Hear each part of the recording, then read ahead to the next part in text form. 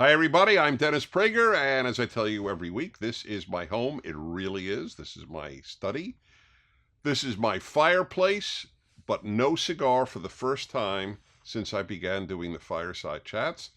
Because, as I explained to you last week, the folks at, where is it? At Facebook, yes, said we could not promote a video that had any cigar smoking in it. So as I said last week, maybe I should have told them it was marijuana, and then it wouldn't have been an issue. I spoke last week as to my philosophy of life and about enjoying life without taking ridiculous risks. So I'm not going to repeat any of that. But that is the reason for no cigar.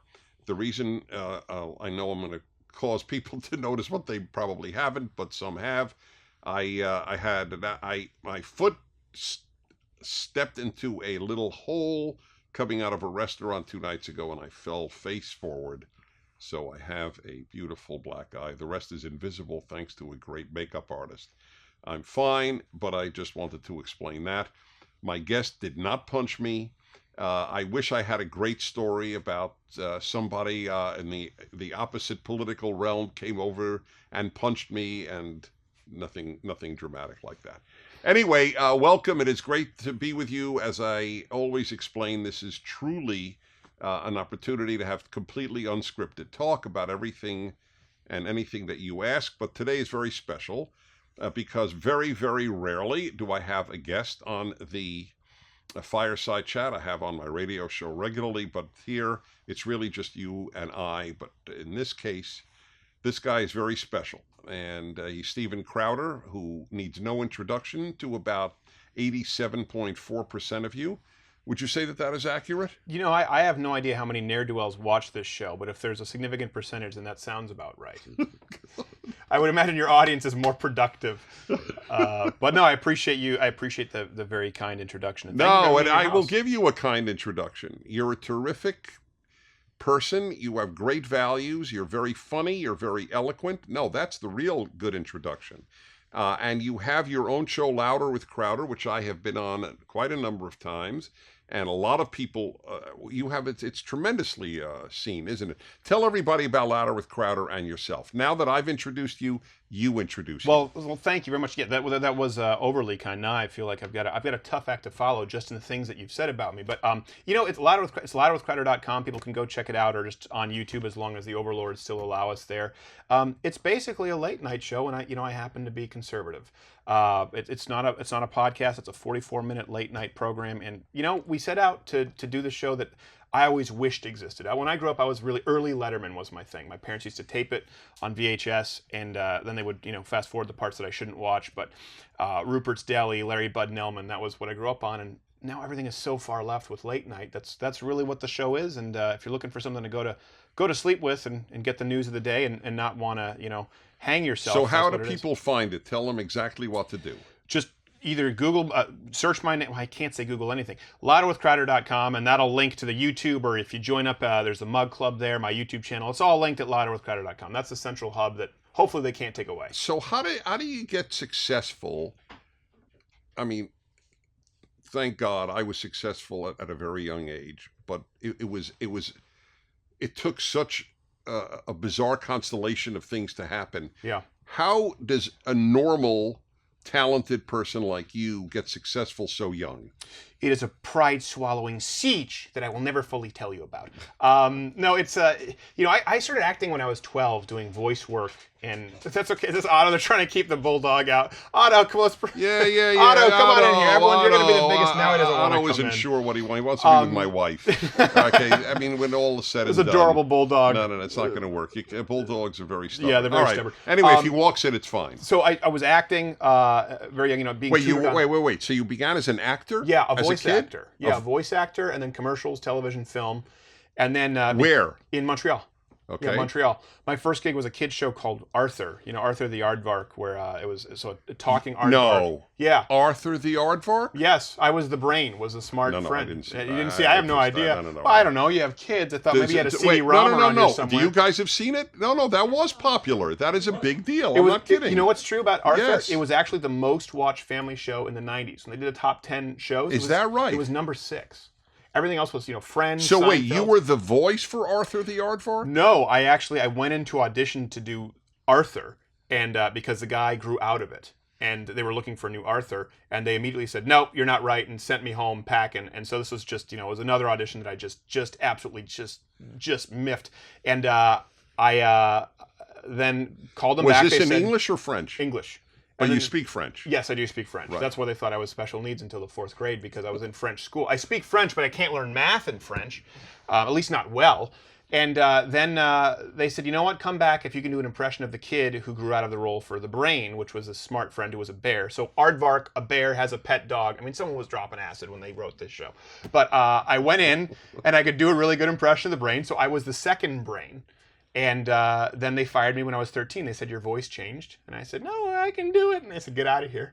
So fired at 13. Okay. And then the unions slowed everything down in Canada, the actors' unions. And so I started doing stand-up in my teen years. And that just took me around, shooting pilots and doing every crappy club you could imagine. And then I was... So you always wanted to do something in acting. That's the only thing I ever wanted to do was funny. That's so interesting. Because I failed at everything else. When you're a kid in school and you're not very good and they think you're learning, but you can make the kids laugh. You're being self-critical, which is fine. It beats self-esteem. But the point is, from my perspective, it's eerie that we're just born with certain dispositions. I mean, you were born to be a comedian, in effect. Yeah. I think I was born to do what I'm doing right now, honestly. Which is both, because I know you from the serious side. Yeah. With values that we share, which obviously we'll get into in a moment. Sure. But that was, if someone would have said to you at 14, what do you want to be when you grow up? You would have said... I would have, well, it's funny. At one point I would have said Academy Award-winning actor until I realized it was corrupt. And I said, you know what, I'll settle for late night host. So, it's kind of like, my safety's Harvard, at that point. And then, remember this, conservatives just constantly complained about, where is a conservative late night? Where's a conservative daily show? And I will say, I was amongst them. I was at Fox News for 4.5 years and pitching day in and day out the show that we do now. And I was always told, this will never work. Conservatives don't do funny. This isn't what they like. Why would people say that? I was trying The irony is, I don't find a left-wing humor funny. It's mean. Yeah. I don't find mean funny. I find funny, witty funny. But mean is kind of subjective, though, right? No, mean is the point of it is to hurt the target, not to lampoon, not to make nice fun of, but to lampoon. And I never like that. I'm totally anti-humiliating people. Well, I've done that quite. Well, we did. I did do a parody of Bob Ross painting. Remember Bob Ross and PBS? Yeah, but I painted Muhammad. Okay, fine. That's not the same thing. You don't need. I don't even know if you know how to be mean. The people who got mad about it thought it was. Okay, that's fine. But I'm not sure you know how to be mean, and that's why you're asking, what does mean mean? Well, no. I mean, because YouTube often thinks that I'm mean, right? They think that that's mean, the Muhammad thing. They said it wasn't in accordance with Islamic law. No. Well, that's not mean. That's taking a position on freedom. Yeah. That's on free expression. That's not an issue of mean. Well, if you were to take a Muslim person from the audience and start making fun of them, that's mean. Right. But to take a position on, hello, I am in the West, I am allowed to draw Jesus or Muhammad or Moses or Buddha or Trump, and that's not mean. Right. No, I think it's. I wouldn't. I would go a little bit further and say not necessarily mean, but mean-spirited. And I think there's a difference, because some comedy can be mean to different people because they don't like the target, but there's a difference between that and a mean-spiritedness that you see in certain comedy. And I think that's probably what bothers people like you and myself. Okay. Bullying. Yes, bullying, humiliating. That's the one. That's why I don't like, what's his name? The who's the guy? We saw the movie with him where he leads people on to believe who he is. Oh, Borat? Yeah, he humiliates people. Not everybody. Yeah. And some are genuinely funny. He obviously is very witty. Yeah. But leading people on by acting as something else, I don't find that funny because you're taking a person's trust and mocking them for it. Yeah. So, okay, that's just an example of, to me, Sure. over the top. But anyway, so that's what you wanted to be. Yeah. And so you got into it very fast. I mean, clearly, No, it was a long time. I mean, long time. The guy's 31. Well, I mean, I've been doing it Give since. me a break. But I've been doing this since about 17 professionally. So what do you mean it took a long time? Well, I guess okay. Since what? Since you from between 3 and 17? Well, you said you were successful young. What do Yes, you I mean? was. Oh, I What was. age? I was lecturing at 21. I wrote my first book at 25. Okay. Well, so that's what I mean. I feel obviously. I just got done talking with Ben Shapiro and yourself. He was playing Carnegie Hall at when he was like 2.5. All right. Well, he beat So me at 31. that. Yes. I right. feel like I'm an underachiever. Okay, fine. All right, fair enough. Be that as it may, you were successful young. But you're doing what you want now. Yes. And tell everybody what it is you're doing, although many know. Yeah, so it's just the late night show. It's the show that I always wanted to do when I was at Fox News, when I was doing stand-up. When I say I feel like I was designed to do what I'm doing now, I will say this, I was a good stand-up comedian, but I would watch people like Nick DiPaolo and get sad because I'd go, I can never be as good of a comedian as Nick. He's just born to be the best stand-up there is. But I could do pretty good impressions, or I could do some characters that maybe guys like him couldn't, but I couldn't really incorporate it on stage. With what we do now, we do jokes and monologues, and then we also do the sort of dive-in segments that maybe aren't as funny but more informative, along with sketches and impressions. It's just kind of. When you have me on, it's pretty serious stuff. Yeah, it's so kind of a blend. You do both. Yeah, we do both. Right. I feel very blessed to be free to do the kind of show that I wished existed when I was in my 20s, and what I love to do. Now, do you have folks you don't agree with on? Oh, all the time. Yeah. And is that this is not meant as a joke? Is it a comedy part or a serious part? No, it's a serious part. Right. The biggest thing we've ever done is something called Change My Mind, and that's where I just go onto a campus and I will have a banner that says there are only 2 genders, change my mind, and unedited interviews where anyone can sit down and that's terrific. argue. That's great. And we just did one at the White House, in front of the White House. Donald Trump is not a fascist, change my mind. And we had one conversation that was very productive where the kid ended up changing his mind, and we had one lady who sat down and just berated me and yelled at me. So yeah, we get to do a lot of different things. Well, so the lady who sits down and just yells at you is not a dialogue. No, but I think it's important for people to see unedited both. That there are some people who can sit down on the left who are not beyond hope, who are open-minded, whose minds can be changed, and there are some people who are just so dyed in the wool that you've actually got to make an example of them for the people who are listening whose minds can be changed. You grew up in Montreal. What took you to the United States? Well, I was born in Detroit, which really could just be annexed and given to Canada if you wanted to. Right. My mom was French-Canadian. Windsor West. Yes, exactly. With a little more crime. Then I always wanted to come back to the United States. Because you know why? Because people in Canada, I had teachers who hated the United States. I had a teacher. Oh, of course. Can I say her name? Mrs. Lake. Oh, it doesn't Mrs. matter Lake. if I say She's yes. notorious. Yes, Mrs. Lake. Mrs. Lake. Well, looking back, she was clearly a lesbian. And clearly a far leftist. She berated my dad for half an hour on the Vietnam War at the parent-teacher conferences. And my dad, looking back, I understand why when I failed her class, my dad would usually get mad. He didn't say anything. He knew that I was set up to fail because I grew up in it's like training with a weighted vest. There was this anti-American streak in Canada that made me identify with it even more. Right. When I was your age, I would, I've never stopped traveling. But when I would travel at your age, I would bump into Americans who would have the maple leaf just on so the they back. Wouldn't get guff. Yes. Yeah, I can imagine. Yeah, in Europe they're much friendlier to Canadians. That's right.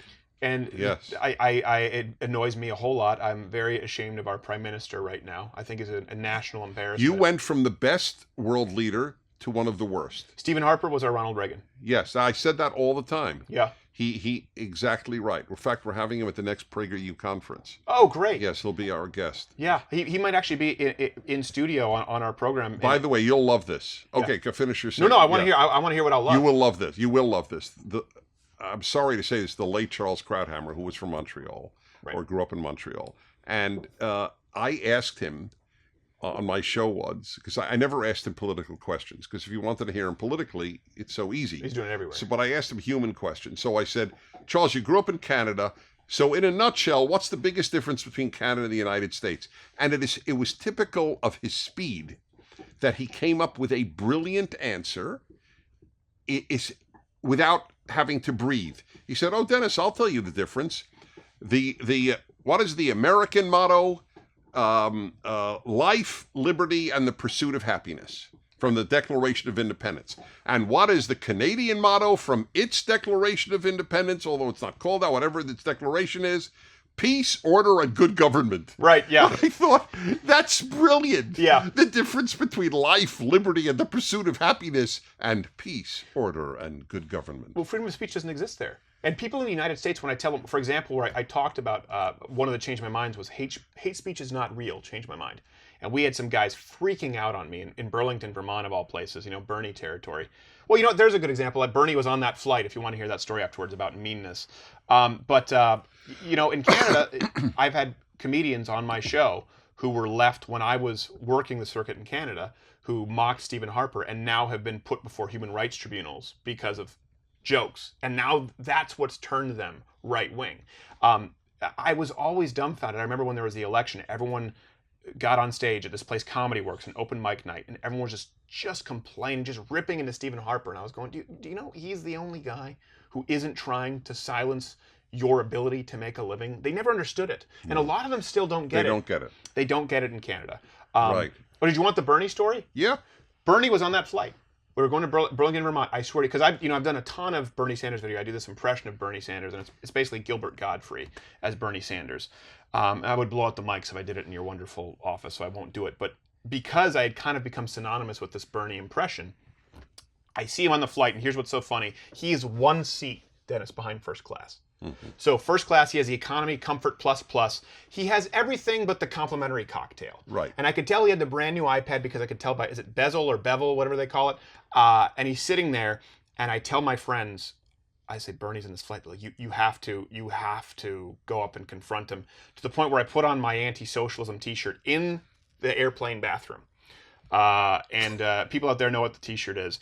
And I get off, and Bernie Sanders is walking off of the plane, and I'm getting ready to go up and confront him, and I couldn't do it.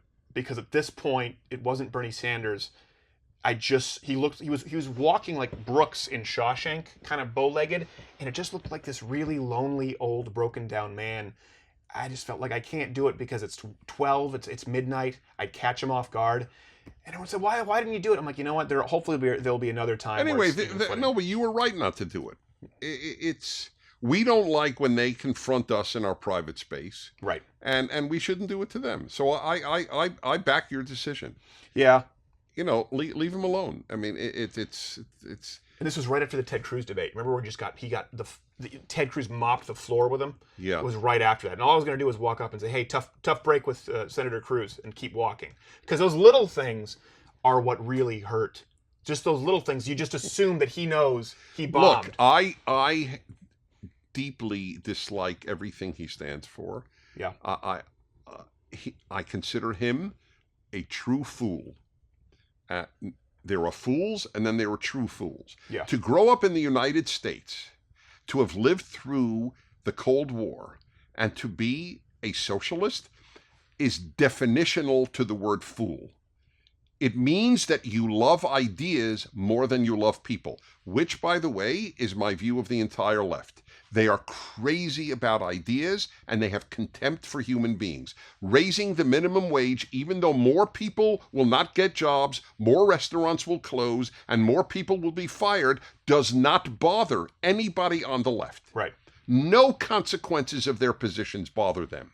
No. They want to feel good about themselves, and they love ideas. That's a good point. I always say it's cashing in on envy disguised as empathy. They're not compassionate. And if you look at Fannie Mae, Freddie Mac, who got screwed? The middle class. Who got screwed with Obamacare? It wasn't the people who weren't in the health, who didn't have health care until the exchange, who many of whom were not legal citizens anyway. It was the middle class who could no longer afford the skyrocketing premiums so they could subsidize everyone else. It really is, I mean, I've talked about this in the show, from the way they propose taxes to the way they score children's soccer games.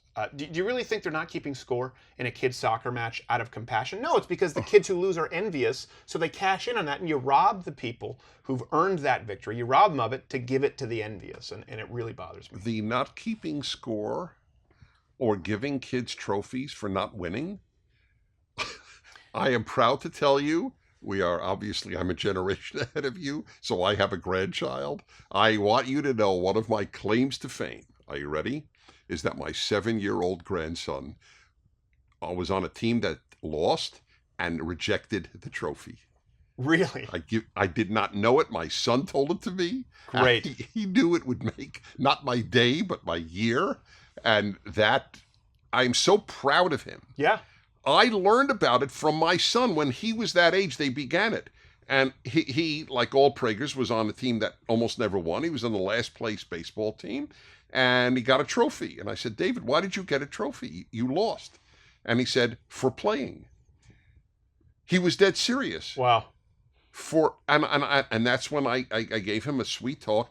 Playing does not earn a trophy any more than breathing earns a trophy. Well, you know what it is? It's a lie. And the truth It's is, a lie. if you've That's ever right. seen the truth, that That's trophy, right. which is a lie, it will poison your soul. Yes. It will bother you for the rest of your life. That's right. You'll look at it and you'll know it's a lie. Yes, you should throw it away, actually. That's right. Well, I don't know. Maybe you can pawn it. So let me ask you, so were you always conservative?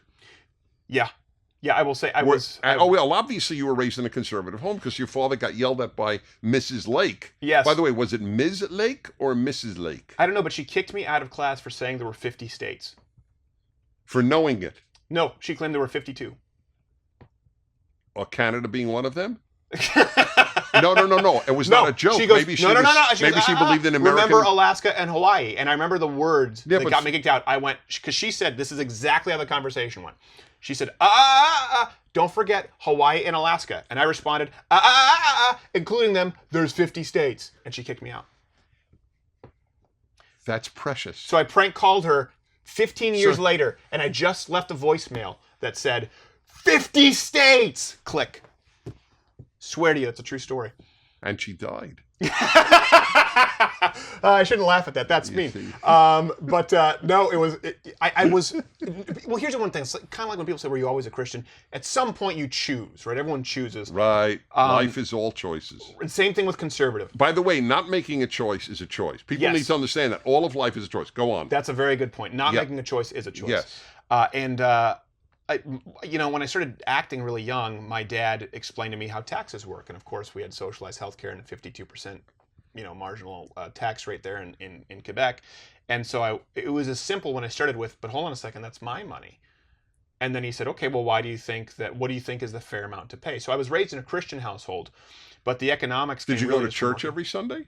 Most Sundays. That's yeah. pretty rare in Canada. Yes. Yeah, it is. It's actually, Quebec is the most unchurched That's population right. in the I industrialized world. know. That's right. One of the highest abortion rates too. Yeah. Well, they do go together in many instances. But Yeah, it's really sad. It really is. When I went back and do you visited, go to church now? I do.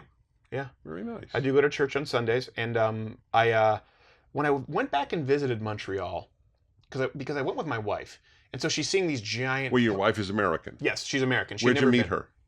I actually, funny enough, when I was working at PJTV, she had interned for Laura Ingraham for. Why is that funny enough? Well, no. Funny, I met her in Los Angeles. Oh, so funny, she's from 'cause- Michigan, where I was born, and then I went all the way to Los Angeles to meet get another it. Michigan girl. Okay. Sorry, yeah, I didn't set it up. Yeah, way to point out my crappy premise there, Dennis. But no, I'm sorry. but here's the funny part about that. The guy at PJTV, because I almost didn't sign with him, he was an older sort of libertarian Jewish gentleman, met this young conservative Christian who was somewhat edgy, and it was clear he was trying to woo me to go sign with the company. And he said, I know someone who would be perfect for you. And he gave me this girl's phone number, and I was like, that's creepy. I'm not going to call her up, but I Facebook stalk her. And so I checked her out on Facebook, and I said, oh, maybe this could work. And then she had interned for Laura Ingraham, so then we kind of both met because of the companies we'd worked for. And then it came full circle. How old were you? 22 or 23. Oh, so you met young. Yeah. That's really nice. And then how long did you date? We dated for 2 years, engaged for 1. And I dated another girl for 5 years through high school who just tore my heart out of my rear, that did a lot of damage, namely because of the way we broke up and the guy she started dating after me. So it was great when I met my wife, who was just fantastic. So she did you a service. She did. Yeah, she did. And a lot of times the stuff that's very painful turns out to be good stuff. Yeah. Not always, but a lot of times. Sometimes it is. You know, they say whatever doesn't kill you makes you stronger. Not Well, necessarily. I Cyanide. know that was Nietzsche, and it's not true. I mean, you know, if somebody tortures you, it's not a good thing. All right, I mean, it's often true, but it isn't always true. It's not a rule of Exactly. life. Exactly. So let me ask you: when you're very well known, and especially with young people. So, what does a typical sighting of you go like? Depends. Just recently, you know, we had a guy who tried to smash a pint of beer on my face. Is that true? Yeah. For political reasons? Well, no, he had actually he'd threatened, he had offered $500 to for every member of ICE, the immigration enforcement, who was killed. He'd offered $500 to kill every member of ICE, and then why isn't he arrested? well, he might be. And then he was also posting about me, how he wanted a piece of me for years, and so I showed up dressed as a genie and said, you know, you're down to 2 wishes, and what was it you were looking at? And he tried to hit me with a pint of beer and then ran away.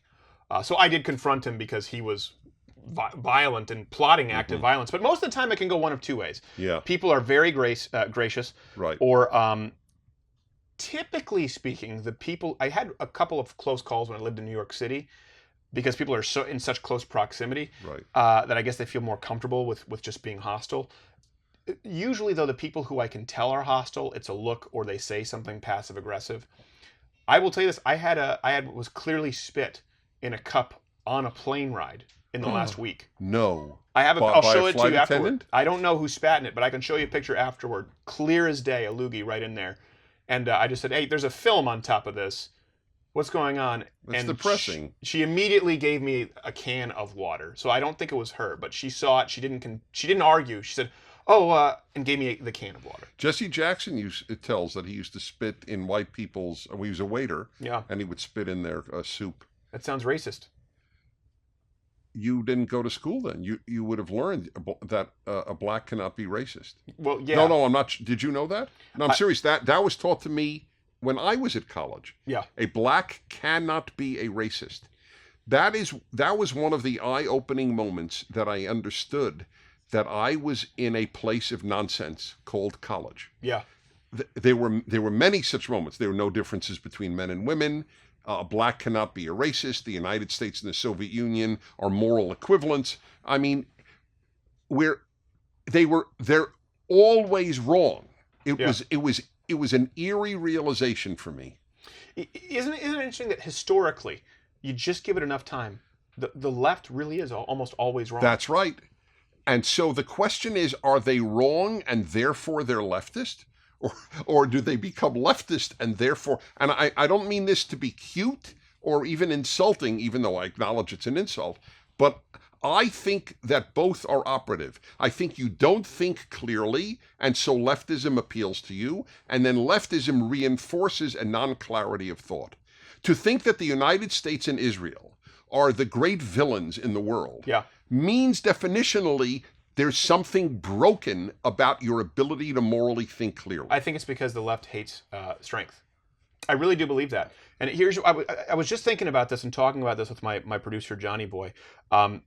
You know, they preach sort of meekness. They misconstrue with weakness. It's not the same thing. Biblically, we know that meekness is being submissive to God. It's not about being weak. Right. But think about this. You know, again, back to tax policy, back to how they score soccer games. Weak people are the people who hurt you and betray you the most. Now, strong people can become bullies, but strong people can also become... But they're not strong. Bullies are not strong. Right. People. Well, they're mob mentality. They're weak people. No, exactly. But the point is, only strong people can be generous. To be good. Yes. Whereas That's right. Weak are incapable of generosity because they've never even had the opportunity. And they've been so busy thinking about themselves. And if you talk about this financially, if you talk about this relationally, the weak are incapable of generosity or helping their fellow man. Only the strong can. Doesn't mean that all strong people are good people, but they are the only people who can do good. And I believe the left despises positions of strength. There's another thing about, I keep thinking, why do they hate the U.S. and Israel more than any other country, including Iran, which is truly the most despicable regime outside of North Korea on earth. Yeah. And they certainly don't hate China, they talk about Putin killing journalists. That is rare in Russia compared to China. I know. And I know it happens in Russia. I'm not denying it, but it's far more common in China. And they have a romantic love affair with China. So why the U.S. and Israel? I have another theory. The United States and Israel are like the last two Western countries to affirm national identity. Mm-hmm. And they hate that. I think you're probably right. There's a component of that too. I was in Cancun when they did the climate summit. This was before it was the Paris Accord, it was the Kyoto Protocol. I was there when Ted Turner got up and proposed China's one-child policy. He did it on stage to thunderous applause. He is so sick that he actually, and he has like 7 children. Did you know that? He has a lot of kids. Yes, and he said he regretted that he had that many children. I mean, imagine being that man's child. Thanks, Dad. I mean, I'm sure, I have to believe he said, guys, it's not you personally, it's the number. Yeah. But it's still, that's what I mean. They love ideas more than people.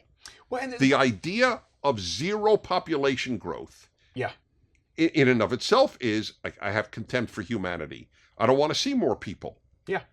Fix climate change, kill all people. That's the only way you do it. And isn't it interesting, too, that's kind of not to get into the science of it, but in the Midwest, Michigan, where I'm from, they've had record temperate years. The best growing seasons for cherries, which are a very persnickety crop. They need a long, slow-thawing winter and a mild summer. So it's like, remember it was... Wait a minute. How do you know about the climate needed for cherry growing? That's impressive. I have family who work in cherries. Yeah, and you know what happens when they have a great cherry crop season? You have family working in cherries? Yes. You're my man. Do you like cherries? I'll have them send Folks, you a bundle. I have never met anyone. I do love cherries, but I never met anyone whose family worked in cherries. Yeah, on my wife's side. But do you know what happens when they have a great cherry crop? What? They have to dump them. Why? To price fix. Because the prices of cherries would be too low. So the last 2 years, they've been dumping record numbers of cherries because the crop yields have been so fantastic. So here's the thing with cherries. Again, it requires sort of a very mild By the way, it's a healthy temperature. food. It's a very healthy food. Yes. It's healthier than the acai or the dragon fruit or the fruit of the day. Cherries are every bit as good. It's just they've been overlooked. High fiber, low glycemic, and delicious. Good for your brain. Can't.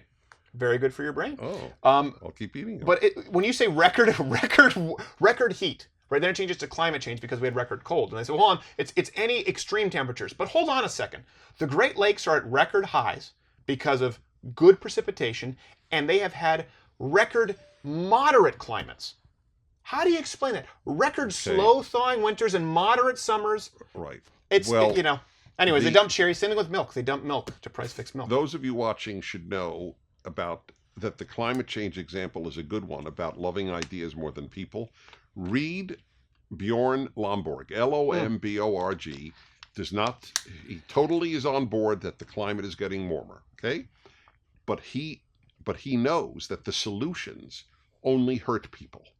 But they don't hurt rich people. Right. They hurt the poor people of Africa who are dying for fossil fuel electricity to bloody be able to cook food in their house and not use a fire, which will be terribly dangerous. And you can't grow without electricity. You cannot have an economy. Yeah. We became rich thanks to fossil fuel, but now we tell Africans, don't you dare use fossil fuel because you will be polluting the climate with the food of life, carbon dioxide. We also want to tell them they can't use DDT for mosquitoes. That's right. We go, here's a net. Millions died because of that. Right. Here's a net for when you sleep. Okay, what do I do for the other 18 hours out of the day, yes. Ashton Kutcher? Oh, did he tell him that? Yeah, he did a charity, Nothing But Net. And I was like, how about net and also chemicals that get rid of malaria? How about an all-encompassing sort of solution? It was called Nothing But Net. All right. How are we doing on time? What's our... I can tell I've bored you. I know. On the contrary, it went very fast. This is actually a big deal. Folks, I mean, I know that the vast majority of people know, but if I'm getting you even 10 more people to watch you, it's worth it. Well, so louder with Crowder. Louder with Crowder. And you will truly enjoy it. You're a gutsy guy. You're a funny guy. We need you. America's better because of Steven Crowder. Well, they say this a lot in comedy. There are a lot of sort of Dave Attell babies, or there are a lot of Norm Macdonald babies, meaning there are generations of comedians who've really sort of been born out of a specific genre or style. And I am definitely a big part of what I do. I'm a Dennis Prager baby when it comes to a lot of conservative radio. I would always switch to yours because you would deal with the macro issues, which is what's always interested me. I'm not a political animal. A lot of people ask about local races. That's I right. can't tell you who's running for the 18th district. The big issues. Big issues. I, along with a lot of people who work for me, there are a lot of Prager babies out there. People who are very influenced by you. Do we not get to talk about cigars at all? We can't even discuss it. Of course we can. Let's end with cigars. All right.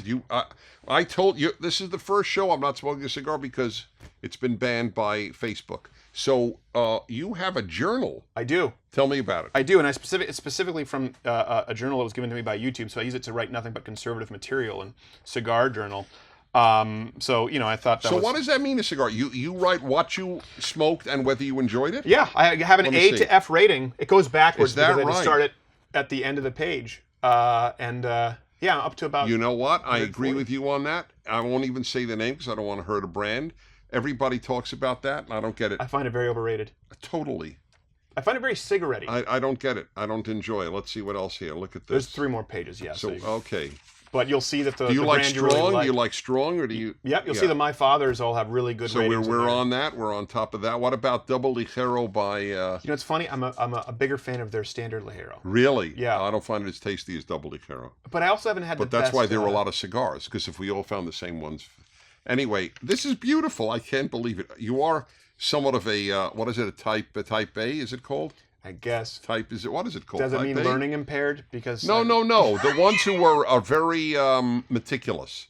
A type A, yeah, it's a type A personality. That's what it's called. Do you know what it is? Yeah. And we can. I was diagnosed with like severe ADHD as an adult, which I know it's a controversial topic, but the point is, regardless of drugs or medication, let's get away from that, or putting kids on Ritalin, which I'm against. I realized that I was going to have to hyperly organize my life and take notes. Otherwise, I would just be like a. That's great. Let me say this. The trick, I'll say it to all of you watching. One of the biggest tricks in life is to know your strengths and your weaknesses and to then work against your weakness. I am naturally lazy. I would play all day. I would just fool around, do what I want, sleep late, go to bed at 3 a.m., get up at 10, 11, then, read a little and do music and, one of my 14 hobbies, and go with my wife for a leisurely lunch and then stop for a coffee, and somehow the day is gone. I knew this at a very early age. You sound like a European almost. Yes, that's right. That's exactly right. That's their dream. And to get paid by the government. Exactly, to do it. subsidized. That's exactly right. People say I'm very productive, and they're right. I am very productive. The reason is I work against my nature. The battle in life is with your nature. Yeah. Not with sexist, misogynist, racist, homophobic America. Yeah. The battle is with you. And that's the biggest difference between the left and the right. The right knows that their biggest battle is with themselves. The left think their biggest battle is with America. I think that's a great point, and I know we're strapped for time. I think that's the best point to end on. That's deep. See, that's why I'm a Prager baby. You're a good man. Hey, you going to come back?